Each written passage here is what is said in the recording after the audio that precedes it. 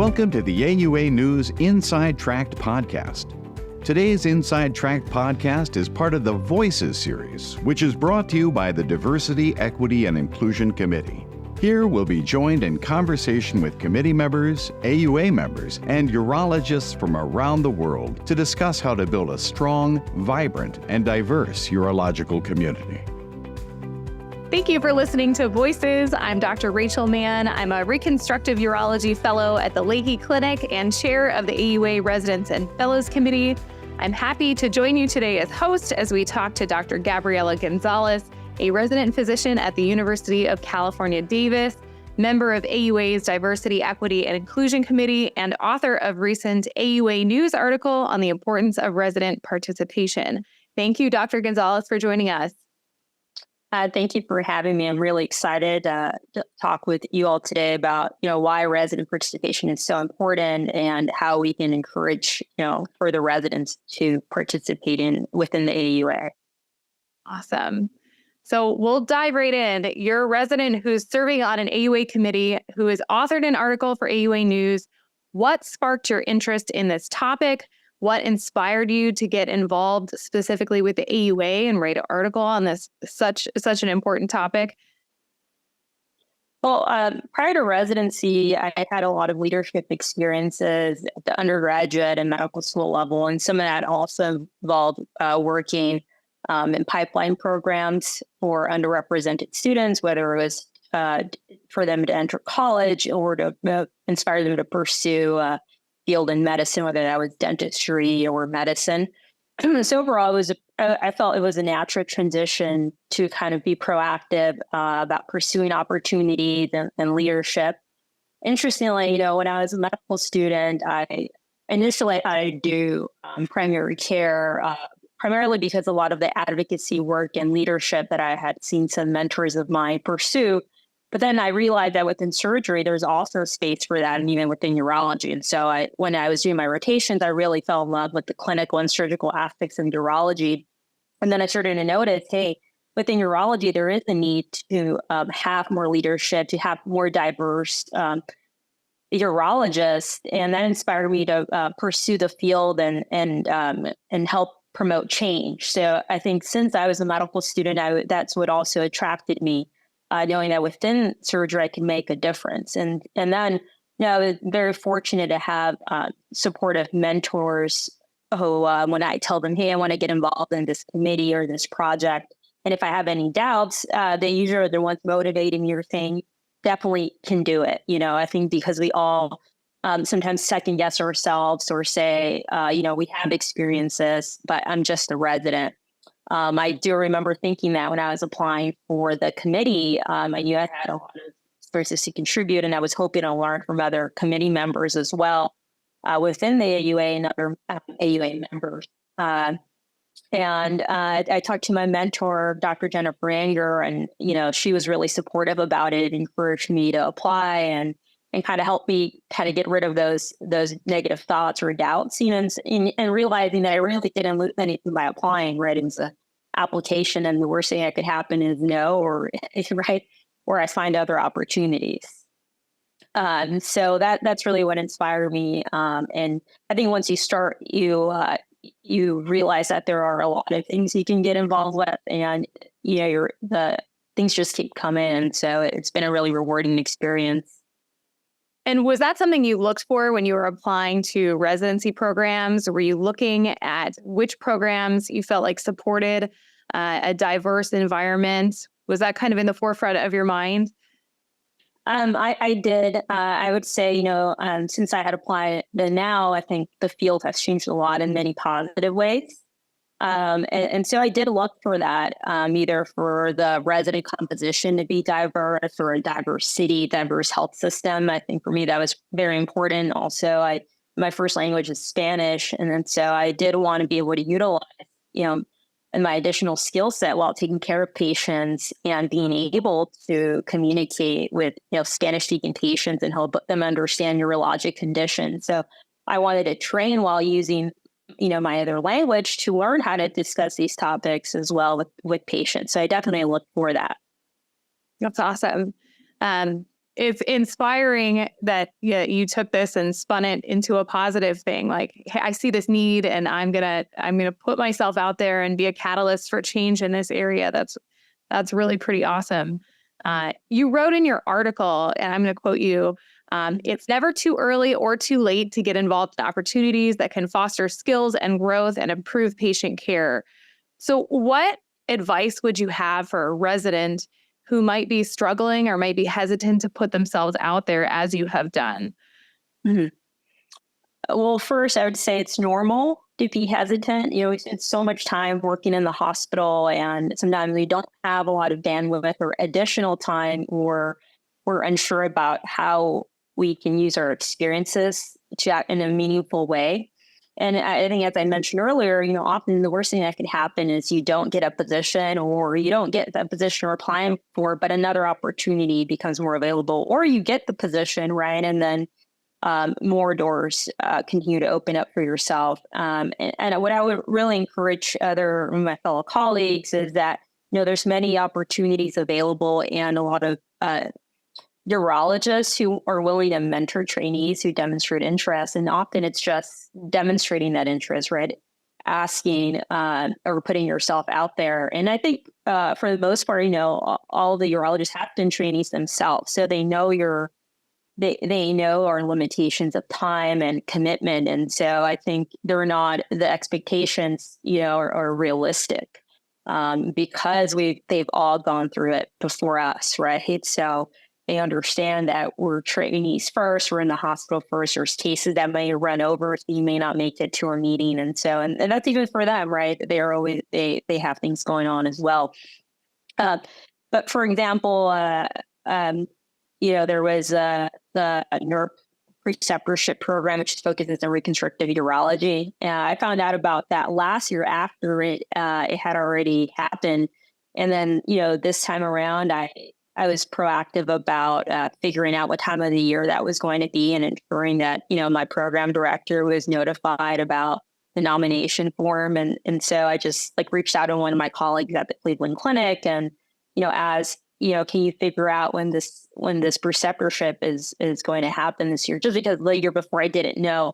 So it's also leaning on your colleagues that within, your resident classes to connect you with some of their mentors at their institutions that can help you out, and vice versa, right? Help them as well if you're able to. And just another example is the Hispanic Urologic Society North America. That's a new organization that's started by Dr. Maria from Montefiore. And I found out about the organization reading an AUANews article. So again, one thing is finding opportunities in the AUANews article, seeing which academic urologists or other residents are working on projects that you can collaborate with. So I saw that, he had started his organization, and it piqued my interest because it's aligned with kind of goals that I have. And I reached out to him about the organization and how I could be involved with helping it grow. Since it's really in its starting stages. And I also reached out to some of my other Latinx colleagues that are residents who are interested in his work because of prior experiences they've had. And so, we went to the reception at the AUA and discussed further about growing its membership, and, have been in discussion since then about how can we promote this organization within the AUA. So, there's so many opportunities. And the thing is, once you start being involved, whether it's research or leadership or mentorship, I think it really has a trickle effect on patient care. Right? If you're answering a research question that maybe no one has asked before because they haven't had your perspective taking care of a certain community, now you'd be the one addressing that and kind of shedding light on that topic. And so I do think that that even the small efforts that we do add up to a big change for patients and future trainees as well. Right? So I think that's also what it's about, helping the next group of trainees and students. Yeah, totally. And you mentioned several times, this idea of mentorship being really important. You talked a little bit about Dr. Anger and her being a great mentor to you. And what do you think, residents should be looking for in a mentor How can they be better mentors for maybe other undergraduate or medical students coming up the pipeline who might be interested in urology? And then as sort of a follow-up to all of this, have all of your mentors been gender or race congruent with you? And why do you think that's important or not? Mm-hmm. Well, so I'll address the first set of your questions there. So I think realizing that we all have different mentors at different stages is important, right? For example, I had mentors who helped me apply to medical school, and then while I was deciding which field to go into, and then some of those were physicians, but some of them were also medical student mentors of mine when I was an undergraduate, and vice versa, right? I was a mentor to, once I was already in medical school, to an undergrad. And, it's really a pipeline of mentoring, if you think about it. And as you move along, you may rely on some mentors more than others. And I think that's also realizing that mentorship can be flexible, or knowing, hey, they're part of my overall mentorship team. And now I know who to reach out to for certain opportunities or questions that I may have. If they have certain expertise, like, some of my mentors do primary care, but they have a lot of leadership experience. So they may not understand whatever urologic kind of project I'm working on, but if I have a question about leadership, I can learn from them in that specific field. So I think that's the first thing, realizing again that it's very flexible and that you have a different mentors at different stages. Second is, what do you look for in a mentor? And I think that's someone who is supportive, right, of your interests, and who is willing to promote you and help you find more opportunities, but also help you match your goals. So if your goals are, to learn how to conduct better research, publications, present at meetings, I think it's being upfront with whoever you potentially identified as a mentor about those goals. And I think for most people will be honest if that's within their expertise or not, as to whether they can help guide you. And so being upfront about your goals, but also being open-minded to what the mentor can specifically help you aspire to do. You might have a goal in mind, and it might not be an area of expertise that they're working on or that they know, but you can learn from it. For example, Dave is one of my mentors, Dr. Eric Herzrock. He's a pediatric urologist. And so I've done some pediatric projects with him using clinical databases. And then we've expanded that to some of the adult fields that I'm interested in pursuing for fellowship. And so I didn't have much expertise using certain clinical databases, but now, I've learned that from him. So keeping an open mind about, different projects that you can still learn from. And my mentors are like family. They're awesome. They're friends. And I think just also keeping that aspect of the mentorship relationship, knowing that, there's other ways of getting to know a person about their personal lives, your personal lives. And that's really rewarding, right? So that's, for example, they're from different cultures, different races. If you're able to learn from each other and about your own backgrounds, you really grow. So for me, my mentors, for the most part, have not been race congruent. I mean, Dr. Jennifer Anger has been my mentor since, I decided to pursue urology as a medical student. She further solidified my interest in urology when I was a medical student. And then I worked with her during my, while I was pursuing my master's year in public health as a medical student. And so I conducted a year of research with her. And we still collaborate a lot now on projects, and we even discuss surgical cases or principles, questions that I may have. I'm kind of lean on her knowledge of reconstructive urology. And again, she's not Latinx, right? But our relationship has been amazing where, I've learned about her culture being Jewish. She learned about my culture.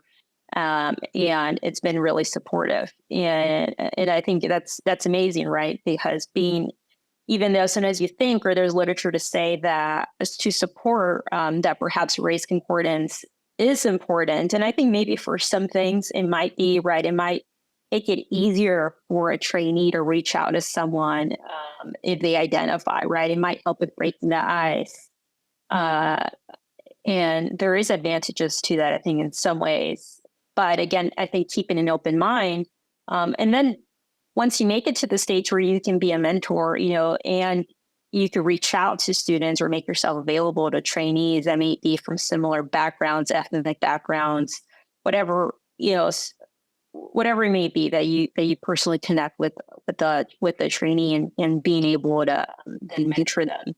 But I don't think it's necessary. It's sometimes, like I said, it might be nice, but there's, I think, other aspects of a mentorship relationship that can really make it successful and rewarding. Yeah, I totally agree with everything you said. I think, your world only gets larger if you surround yourself with people who are different from you. And I think that helps to educate everybody. So that was a fantastic answer.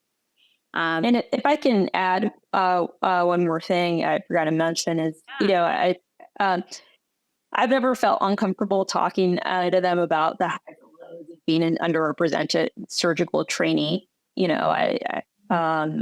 Often they're actually really willing to listen and provide advice. And so that's been really rewarding.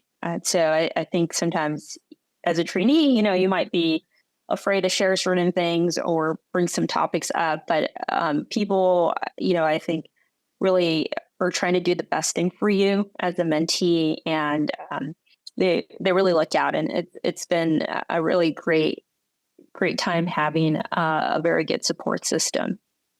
Yeah, I couldn't agree with you more on that last point. I think it's really important to have mentors that you trust and who are there for you and who support you. And I've run into some issues in my own male GU recon fellowship recently where I've had, a string of patients who, for one reason or another, don't want to, see a female provider.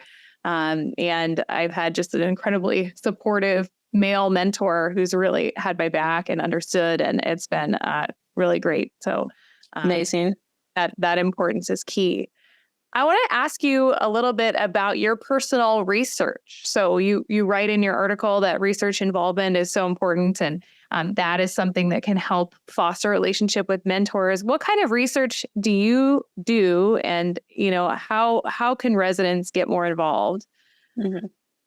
Well, when I first started pursuing urology, as a medical student, I didn't have much research experience. I definitely had a lot of community outreach work, experience in leadership work, but not necessarily research until I started my MPH here and then worked under Jennifer Anger to get further training. So I think even if a resident doesn't have much experience, that shouldn't deter someone from pursuing research, is what I'm trying to say, right?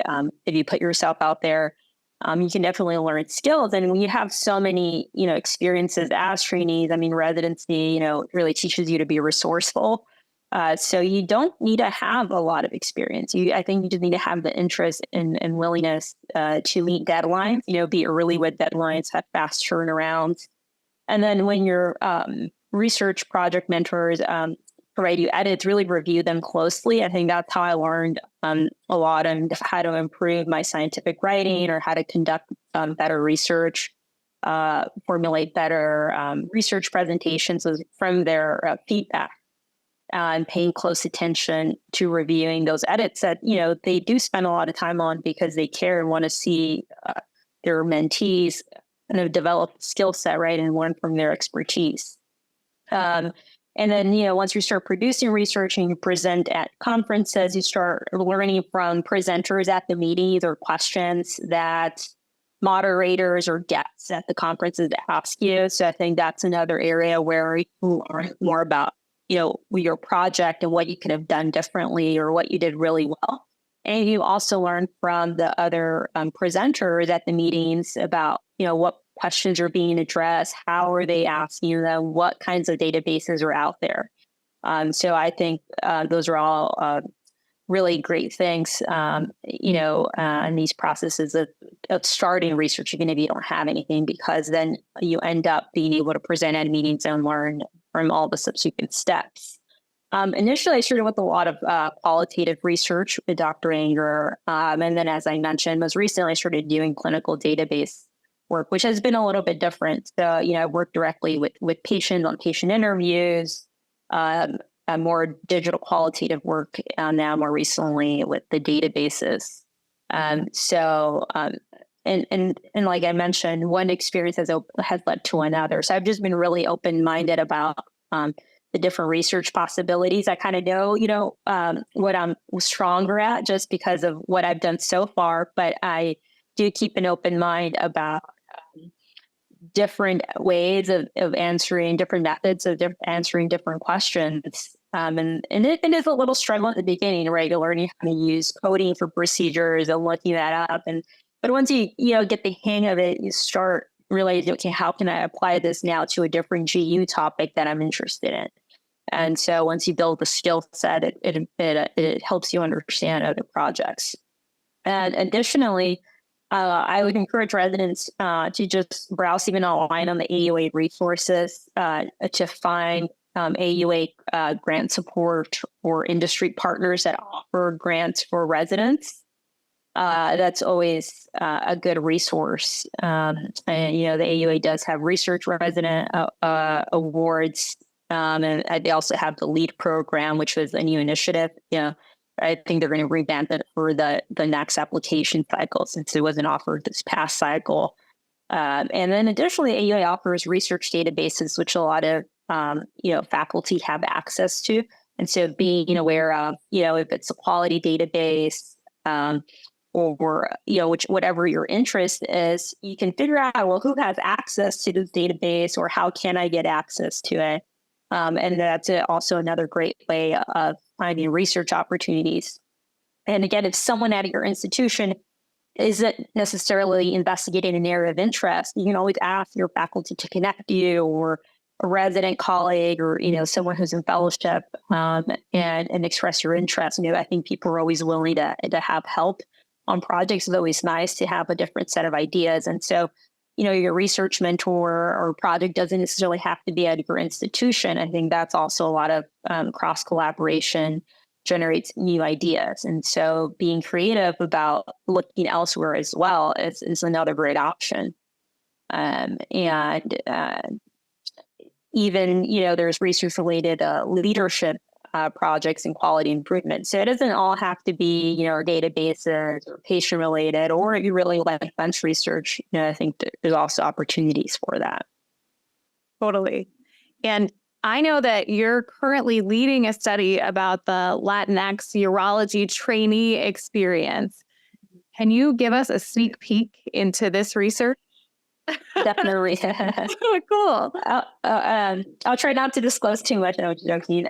So this is really been a passion project. I think that was sparked by several conversations I had with other Latinx urology trainees, and also speaking with my mentor, Dr. Anger, and she really encouraged me to pursue it. I mean, it does take time, to recruit other residents and interview. But that's why I'm collaborating with other researchers as well to it helps, and they bring different ideas to the project.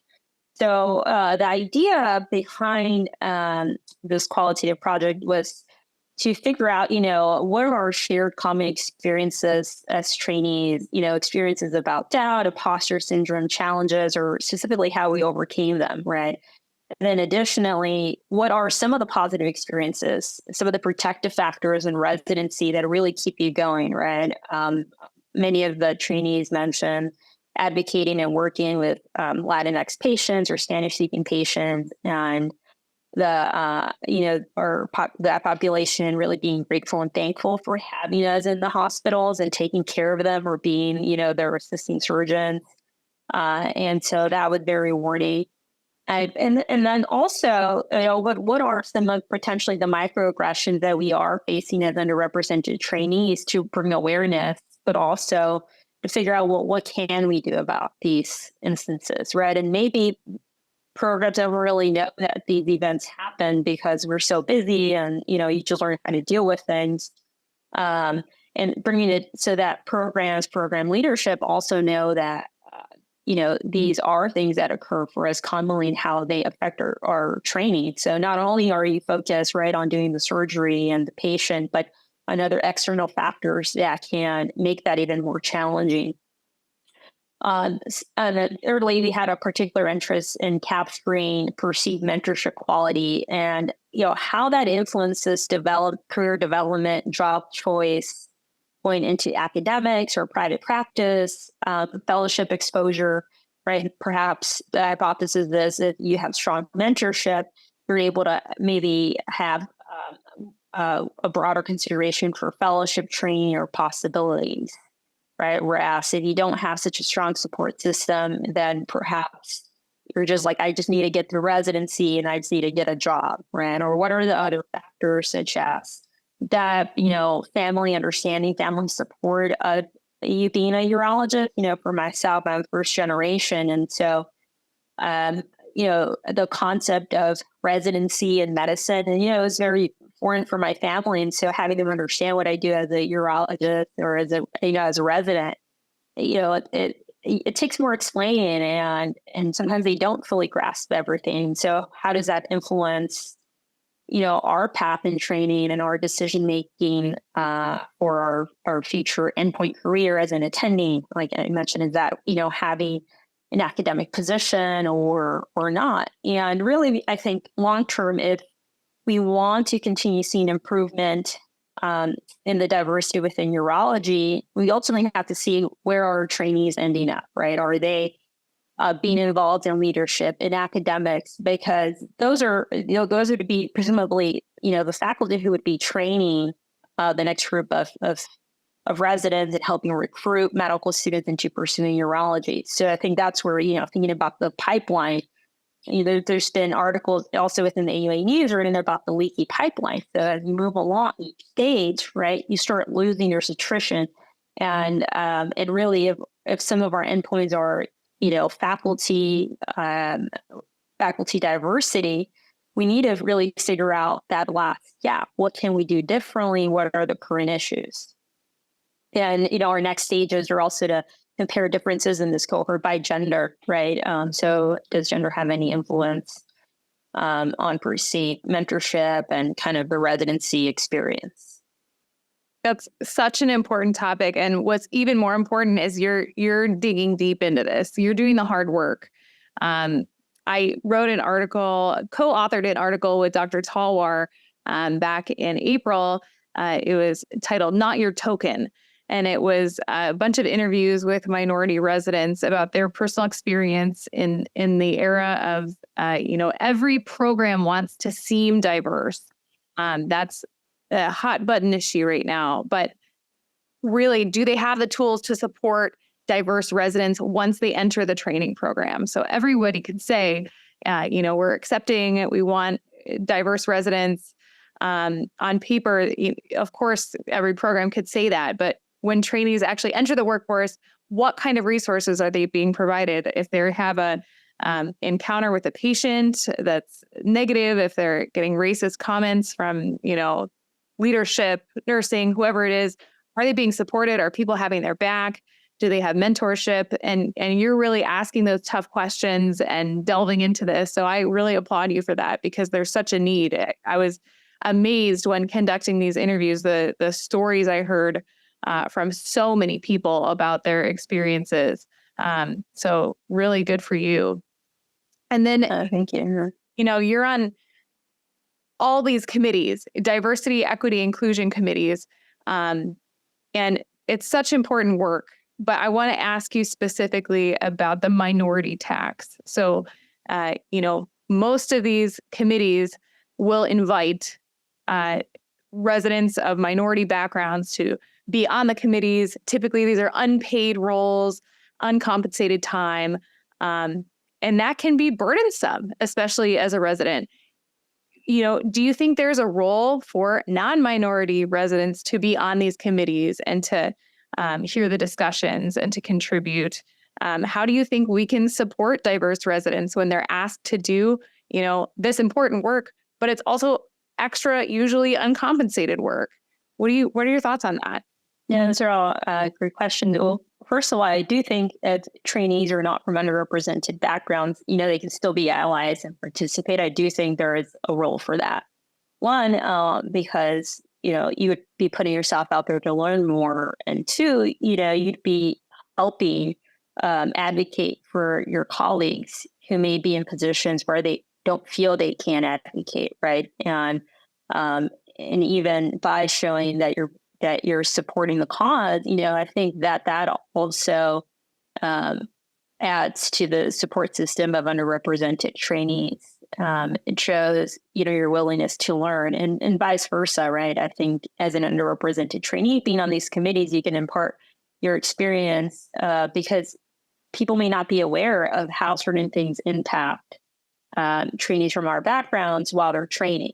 And it is hard for others, I think, to understand unless they've had those conversations or hear your perspective on how maybe getting a comment from a patient, in the morning may impact, how you feel for your case, or, how it may impact your future interactions with patients. So I think sharing those experiences is very important. Now, the minority tech, it's real. It's been well discussed.